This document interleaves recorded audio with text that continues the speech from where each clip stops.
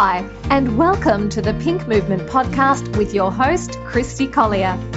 Each episode, you'll hear from some awesome people in and around the breast cancer world, sharing their wisdom on all things health and well-being. You'll hear simple information, practical advice, and useful tips to help you stress less, move more, and feel better. Hi everyone, I'm Christy Collier and thanks for joining me once again on the Pink Movement podcast. Have you checked out the website yet? If not, go to thepinkmovement.com.au. Here you can sign up for emails, catch up on previous podcasts and find all the links and downloads in the episode show notes. We're a good few episodes in now, so I'd love to hear your feedback and suggestions. You can do this through the Connect page on the website or just email me directly at christy@thepinkmovement.com.au. If you haven't already, make sure you also join the Pink Movement Facebook group, where we chat daily about all things health and well-being following a breast cancer diagnosis. Now, on to this episode. Today's topic is a cracker, looking after your appearance while undergoing treatment. Now, while some may think this is a little controversial, it is in fact a very real issue for women with breast cancer and something we need to talk about. Now, there are many side effects of treatment, as I'm sure many of you know, but the main ones are hair loss, our head, eyebrows and eyelashes, changes in skin texture, dryness, oiliness, flakiness, and changes in skin tone, pigmentation, sallowness, etc. Now, while these things are very confronting, you'll be pleased to know that there are things you can do to manage them. And today, you're going to find out some advice on how to do that. Carol Kavurma from the Look Good, Feel Better program is our special guest today, and she is going to share her knowledge, wisdom, and tips to help you out. You'll also get to hear all about the wonderful Look Good, Feel Better program that does exactly what we're talking about today, teaches people how to manage the appearance-related side effects of cancer treatment. The program is available to cancer patients Australia-wide and it's also free. So if you're about to undergo treatment or you're in the midst of it, go to the Look Good, Feel Better website and get along to a workshop. I've done one a few years back and can highly, highly recommend it. Now, let's meet Carol and get into today's episode. Carol Kavurma is the National Manager of the Look Good, Feel Better program. Commencing her career in a corporate environment, Carol decided that her true calling was in the not-for-profit sector, helping to make a difference to the lives of others. After spending 7 years at the Children's Hospital at Westmead, honing her skills in fundraising and management, Carol moved across to Look Good, Feel Better, where she manages the national program running over 1,000 workshops in 180 venues across Australia. Carol is committed to helping women, men and teens manage the appearance-related side effects of their cancer treatment. She is passionate about helping them to face their cancer with confidence. Wow, what an intro. Welcome, Carol, and thank you so much for joining me today on the Pink Movement podcast. Oh, thanks for having me, Christy. I'm really excited to be here. It's an absolute pleasure to have you on. I'm a big fan of the Look Good, Feel Better program, so I'm looking forward to hearing all about that later. But I'd like to start with just asking you to tell our listeners a little bit more about yourself and your role there at the Look Good, Feel Better program. Yeah, no problem. So, Christy, as you mentioned, I'm the National Manager of Look Good, Feel Better. I manage a small but very dedicated team of professionals who are based right around Australia. And together we work really hard to bring those 1,000 odd workshops in 180 venues to cancer patients around the country. My role can be quite operational because we are a small team. Everyone's quite hands-on and, we've got lots of plans in place in regards to the workshops that are coming up and making sure that they happen and getting stock there in on time and answering the 1-800 line, which is answered from the national office in Sydney. And obviously, we also need to keep on top of our relationships with the cosmetics industry, which I'm quite heavily involved in, making sure that they continue to partner with us to provide the stock that is in our confidence kits to each of the participants. And we've got a group of amazing volunteers right around the country who I work quite closely with as well. And then Look Good, Feel Better is a global program, so I work quite closely with my international counterparts in 25 other countries to sort of ensure the consistency of the program and the delivery of the workshops, and just help each other out basically to make sure that, you know, we're providing the best service that we can to the cancer patients that we see. So keeps me busy, keeps me out of trouble. Wow, that sounds amazing. I wasn't aware that it was in 25 other countries. Yeah, so we run in 26 countries globally. So it's a pretty incredible program, and it's, you know, the only one of its kind, really. Australia took on the program in the second year, so it started in the US. So we've been part of the program since 1990, so for a very long time, and we're very much involved in the growth of the program globally. So it's really exciting. Okay. Well, why don't I'll actually get you to tell us a little bit about the program. So exactly what it is, how it works, who does it, and I suppose the outcomes and those sorts of things that you've had so far. Yeah, no problem. So I guess the best way to explain what Look Good, Feel Better is that it's a community service program that is free to cancer patients, and where we aim to teach them how to manage the appearance-related side effects caused by their cancer treatment. And we do this in the form of a practical workshop, which covers skincare, makeup, and headwear demonstrations. So as I mentioned, we've got quite a few of those right around the country, and they're manned by volunteers. So we've got over 1,300 volunteers around the country who run those workshops.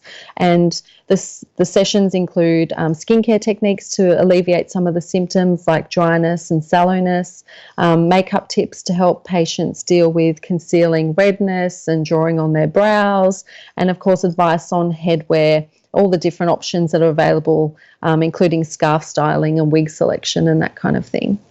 Okay, and it's a free workshop, isn't it? It is a free workshop, so they run for about 2.5 hours, and it's completely free. Everybody who comes along receives what we call a confidence kit, which is full of skincare and makeup products that are donated by the cosmetics industry, and you get to use them in the workshop as tools for application throughout the workshop, and then you get to take them home with you. So it's always nice to, get some new makeup that you can use when you get home. And, we're obviously appreciative of the industry for supporting us. And so I guess one of the important parts of the workshop as well is, as much as it is about helping with those side effects, what we find is that the participants also benefit from the opportunity to meet others who are in a similar situation. And we've found basically in every single workshop that friendships and additional support networks are formed, which makes a huge difference as well whilst everyone's undergoing their treatment. Yeah.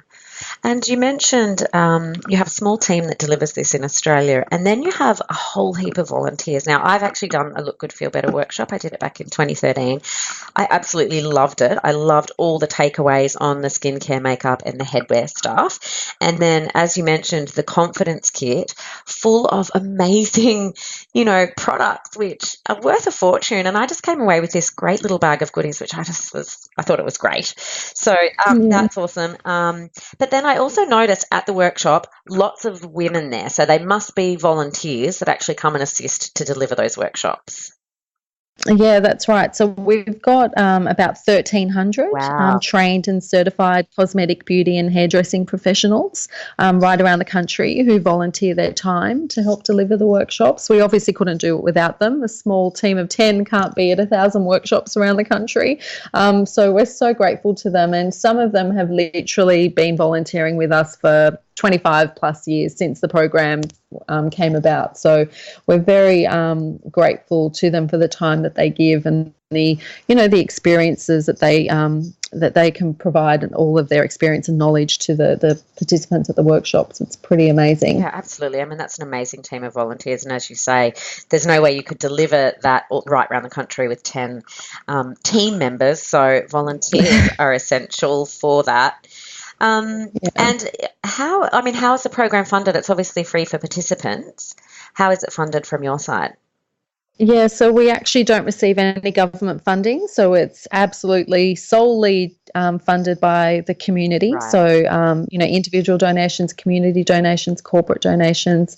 It's 100% funded by donations, and obviously we're very grateful for any support that we receive, because the more support we receive, the more workshops that we can run. So, yeah. Absolutely. Well, we'll definitely pop some information about that in the show notes about if people would like to support you, where they can do that. I wanted to touch base on the topic we were really going to talk about a bit today, which is, issues women with a breast cancer diagnosis, or any cancer diagnosis for that matter, might face regarding their appearance during treatment. Now, I think for, perhaps somebody without a cancer diagnosis, they might think this is a bit of a confronting topic. But for somebody who has had a cancer diagnosis, myself and many others that I know, it's a very, very real topic, because there are many issues with your appearance that occur during and after treatment. So, for a program like Look Good, Feel Better to tackle them head on is fantastic. But I suppose I just wanted to ask you, what are the main issues that you see in the workshops around that space? So obviously it's important to remember that everyone's different, so the side effects do vary. But predominantly what we see in our workshops is changes to skin tone. So, the ladies will come to us and say that they've become sallow, so a little bit yellow, or they're flushed, so they're experiencing redness in their skin tone, or they've become pigmented with brown spots potentially.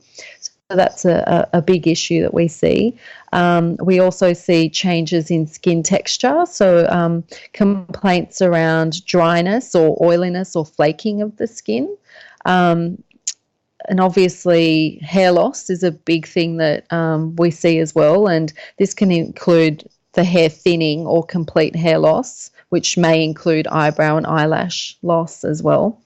And they're probably the three main things that we see in our workshops. There's obviously other side effects that people can experience, like they might feel like their face feels a little bit puffier, or they might experience weight loss and gain, and alterations to their nail texture and things like that. But for us, it's certainly around skin tone, skin texture, and the hair loss. That's the biggest concern for the patients that we see in our workshops. Okay, and so I suppose looking at those three items that you've touched on there, what are the recommendations, I suppose, based on what's delivered in the program, that you would give out there for women to help them, I suppose, minimise these issues? Yeah, definitely. So if we're talking about skin texture, particularly dryness, which I guess is the biggest concern, it's all about moisturising, and moisturising.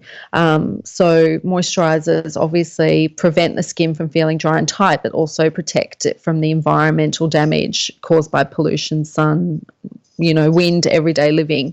So it's really important for patients to moisturise as much as they can to keep, that dryness at bay.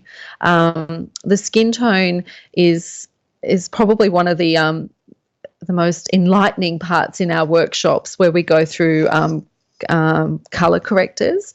If people haven't used colour correctors before, they're not, quite sure of how to use them and what to do with them. But as soon as you show how you can use a colour corrector and the difference that it can make, it can definitely eliminate any sallowness or flushness or brown spots. So they're tools that balance the colour changes in the skin. So, for example, if you think about the colour wheel,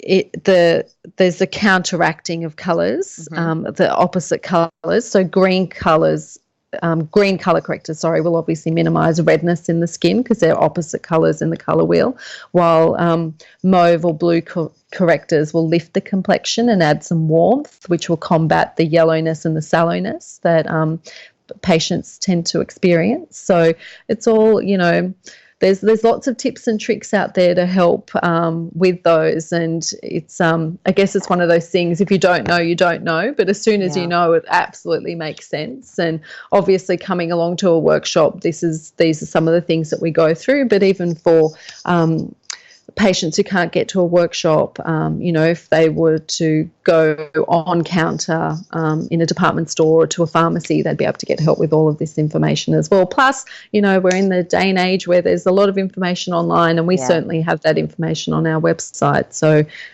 there's plenty of info out there to help counteract some of those challenges. And obviously the other big thing around hair loss in our workshops and in general, you can actually make it look like you've got eyelashes, for example, when you don't, by using an eye pencil, an eyeliner in a certain way, I've got to say, sorry to interrupt, that was one of my favourite bits of advice that I learned in my workshop, which was I lost my eyelashes and eyebrows, and it was learning to draw my eyebrows on to an extent that they looked, reasonably normal, and then the magic trick of the eyeliner trick on your eyelid, I suppose it is, to make it look like you have some eyelashes. And it just, for many, I know for many cancer patients, they do suffer that loss of certainly hair and eyebrows and eyelashes. And I think for many as well, that's when you tend to,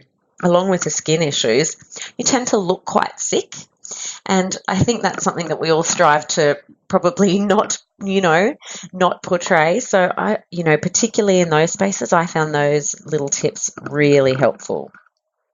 Yeah, definitely. I think you're right. The eyeliner trick is definitely it's definitely a good one in the workshops. It just helps define that lash line and create the illusion of lashes. And, we're all about illusions. And as you say, it just helps you not look sick and not feel sick. And that's the feedback that we receive. The ladies who come to our workshops, they don't want to look sick. They don't want people to be looking at them like they're sick. So a few of these tips and tricks to, give a little bit more colour and draw on your brows, which I have to say can take time, and it's not really something that,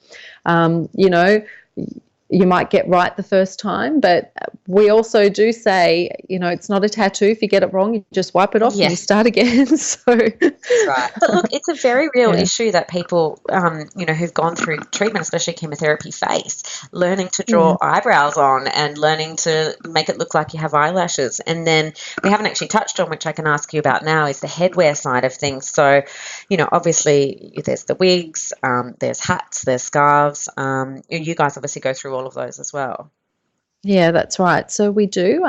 We go through all the different options are available to patients. So obviously scarves, and we do a little bit of scarf styling as well, showing you how you can style the scarves in a different way. Hats, turbans, and wigs, and there's so many different wigs available, the different makes, and obviously whether they're real hair wigs or synthetic wigs. So we go through all of the sort of pros and cons of each, so that patients have that information at hand. So when they are making a decision, hopefully it's a little bit easier for them, because I guess you could very easily be overwhelmed by everything that's out there and available. Is there a preference between real wigs, human hair wigs, and synthetic wigs?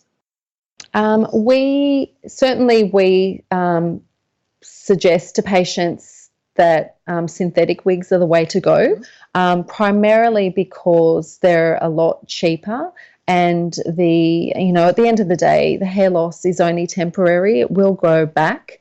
And they're also a lot less maintenance. So, if you get a real hair wig, you have to literally treat it like it's your real hair. So you will have to wash it and style it in the way that you would your own hair. But with the synthetic wigs, you can, go potentially 20 wears without washing it. And then when you wash it, it's a pretty quick and easy wash, and it will dry back into the shape of the wig that you've purchased. And, there are some amazing wigs out there, synthetic wigs out there these days. You can't even tell that they're wigs. So it's not like how it used to be, where you could actually sort of tell that you were wearing a wig and it was a synthetic wig. So, we certainly do suggest the synthetic version. But obviously, it's everyone's preference. Of course. I know I went down the route of synthetic wigs. I ended up getting two, a longer one and a shorter one. And, it was good in the fact that it certainly does help with your appearance, because when you have no hair, that makes a big difference. They're a little bit uncomfortable, but you do get used to them, and I suppose they hold the heat in, because it's a bit like wearing a hat. But in terms of appearance, it certainly helps. And in a sort of funny positive of that, I loved the fact that doing my hair of a morning meant just putting my wig on, where my hair's going back now. It takes a lot more effort than the 5 seconds it used to take me to put my wig on. So, I try and always got to find a positive. Like that. And the hats, scarves, obviously, they're obviously options as well. And again, everyone's different, aren't they, in terms of what they prefer? Yeah, definitely. And, there's some crazy and amazing options out there on the market now. You can buy caps, for example, that have hair at the back. So you're wearing a cap and it looks like you have hair. We find a lot of ladies who come to our workshops, when they see that and they're walkers or they play golf, they actually really like that as an option, because it's protecting them from the sun, but also disguising the fact that they have had hair loss, because there is hair at the back. So there's so many options available out there, and I'll be honest, I didn't even know about all of them until I started in this role and started going to workshops. Again, it's all personal preference, but there are, I think, a plethora of options to suit every preference. Okay, so I guess what the summary is of this is that following a cancer diagnosis and treatments and whatnot, there certainly are options for you to look after and improve your appearance. And, we spoke about skin tone, skin texture, and obviously hair loss as well. There's lots of things you can do if women are experiencing these things, and we've touched on quite a few solutions in the podcast here today. I'm sure there are lots more, but we've really just touched on them today. For those women that are in an area where they could do a workshop, where do they go to find out more information and register? Yeah, so they can visit us online at www.lgfb.org.au. So our full list of workshops are on there. You can do a postcode search and find the closest one to you, and you can also register online. For those ladies who may not be able to attend a workshop, we also have what we call a home-delivered confidence kit. So you basically get the confidence kit that you would receive in a workshop with a DVD sent to your home. So you can still enjoy the workshop experience, just without the group, I suppose. So there's a couple of options available. That's awesome. I didn't know that there was a kit available for those that weren't in areas. That's great. Yeah, so for those who aren't in areas, and also for those who might, be feeling too unwell to attend, we can certainly send a kit out with a DVD as well. So okay, and what about if we've got some of our listeners who would like to donate? I assume they can do that through the website as well? Yes, please. Same website, and there's a donate link in there as well. So that would be great. Awesome. I will include all of this information in the show notes as well. So if you didn't get a chance to jot this down, go and check them out. But look, I would encourage, our listeners are obviously women with a breast cancer diagnosis. If you haven't yet done one of these workshops, do definitely go along. You will enjoy it. You will get some great tips and advice on helping you with your appearance. Plus, you get that little added bonus of a little takeaway goodie kit of cosmetics and bits and pieces, which is awesome. It's a fabulous service, so congratulations to you and the rest of the team there. And Carol, thank you very much for joining us today on the podcast. Thanks, Christy. It's been a pleasure. Thanks for listening to the Pink Movement podcast. For episode notes, links and downloads, head to thepinkmovement.com.au. Like what you're hearing? Join our Facebook page, subscribe through iTunes, and while you're there, provide a quick review. Want to help out? You can support the ongoing production of this podcast by becoming a patron. Find all the details on the website. The Pink Movement Podcast, helping you to stress less, move more, and feel better.